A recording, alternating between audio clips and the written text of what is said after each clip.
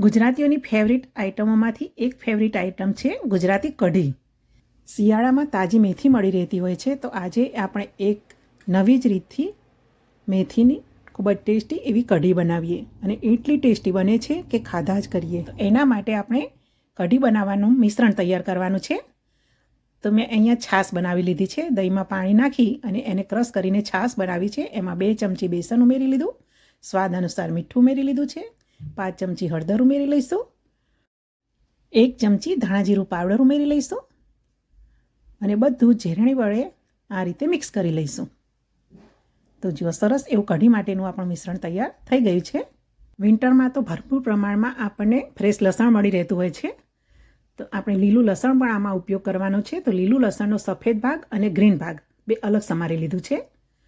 લીલી ડુંગળી પણ સમારી લીધી છે અને મેથીને ધોઈને કોરી કરીને સમારી લીધી છે અને આદુ લસણ મરચાંને પણ મેં પીસીને પેસ્ટ બનાવી લીધી છે.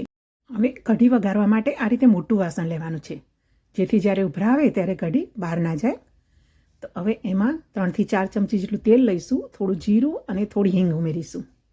હવે તેલ ગરમ થાય એટલે એમાં લીલા લસણનો જે સફેદ ભાગ છે તે ઉમેરી લઈશું, સરસ સાંતળી લઈશું. અહીંયા આપણે ખડા મસાલા નથી ઉમેરવાના, ખડા મસાલાનો વઘાર પણ આપણે કરીશું, એ પણ હું તમને જેમ જેમ રેસીપી જોશો એમ બતાવતી જઈશ. હવે એમાં લીલી ડુંગળી ઉમેરી લઈએ અને ડુંગળીને પણ સરસ ચડવા દઈશું. ડુંગળી સરસ કૂક થઈ જાય અને સોફ્ટ થઈ જાય ત્યાં સુધી એને થવા દઈશું. અને હવે જે આપણે લીલી મેથી છે એને ધોઈને કોરી કરીને સમારી લીધી છે તે ઉમેરી લઈએ. હવે એને ઢાંકીને સ્લો ગેસની ફ્લેમ પર થોડીવાર કૂક થવા દઈશું. તો હવે તપેલી પર આપણે ઢાંકણું ઢાંકી દઈશું અને થોડીવાર પછી જોઈશું. તો જુઓ ડુંગળી અને મેથી સરસ સોફ્ટ થઈ ગયા છે.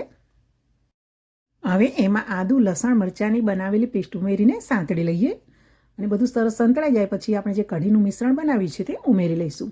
અને કઢીનું મિશ્રણ ઉમેર્યા પછી એને આપણે સતત હલાવવાની છે. 2 થી 3 ઉભરાવે ત્યાં સુધી એને હલાવવી પડશે, કેમ કે વચ્ચે જો છોડી દઈશું તો છાશ ફાટી જશે અને છાશને પાણી છૂટા પડી જશે. તો જો હવે ઉભરાવા માંડ્યા છે, તો ઉભરાવા માંડે પછી એને વચ્ચે વચ્ચે જ આપણે ચમચો ફેરવતા રહીશું. તો જુઓ કઢી સરસ ઉકળવા માંડી છે અને એમાંથી ઉભરા પણ આવવા માંડ્યા છે. હવે ગેસની ફ્લેમ આપણે મીડિયમ રાખીશું અને હજુ પણ 5 મિનિટ સુધી આપણે કઢીને ઉકળવા દઈશું. અને કઢી 5 મિનિટ સુધી ઉકળે ત્યાં સુધી બાજુમાં વઘાર પણ આપણે તૈયાર કરી લઈએ. તો વઘારમાં આપણે 1 ચમચી જેટલું ઘીને પણ મેલ્ટ થવા દઈએ. હવે એમાં 2 ચમચી તેલ ઉમેરી લઈએ અને ઘી અને તેલને સરસ ગરમ થવા દઈએ. હવે વઘાર માટે 1 ચમચી જેટલું જીરું ઉમેરી લઈએ અને જીરું સરસ ફ્રાય થઈ જાય પછી એમાં 2 તજના ટુકડા ઉમેરી લઈએ, 4 થી 5 લવિંગ ઉમેરી લઈએ, 2 સૂકા લાલ મરચાં ઉમેરી લઈએ અને 7 થી 8 મીઠા લીમડાના પાન ઉમેરી લઈએ. અને બધું સરસ સંતળાઈ જાય પછી એમાં અડધી ચમચી કશ્મીરી લાલ મરચું પાવડર ઉમેરી લઈએ. એનાથી આપણી મેથીની કઢીનો સરસ કલર પણ આવશે અને સરસ એવી સુગંધ પણ આવશે. તો તૈયાર થયેલો વઘાર હવે આપણે કઢીમાં ઉમેરી લઈશું અને વઘારને કઢી સાથે મિક્સ કરી લઈશું. ગુજરાતી ખાટી મીઠી કઢીમાં આપણે લાલ મરચું નથી ઉમેરતા, પરંતુ આ મેથીની કઢીમાં આ રીતે આપણે કશ્મીરી લાલ મરચું પાવડર ઉમેરીએ છીએ. તો સરસ એવો વઘાર થઈ ગયો છે અને સરસ એવી સુગંધ પણ આવી રહી છે. તો ચાલો હવે આપણે ગરમ ગરમ કઢીને સર્વ કરવા માટે ગેસ પરથી નીચે ઉતારી લઈએ. ગુજરાતી કઢીમાં આપણે ગોળ ઉમેરીએ છીએ, પરંતુ આ કઢીમાં ગોળ નથી ઉમેરવાનો. તો સરસ એવી મેથીની કઢી આપણી તૈયાર થઈ ગઈ છે. તો ગરમ ગરમ કઢીને આપણે સર્વ કરી લઈએ.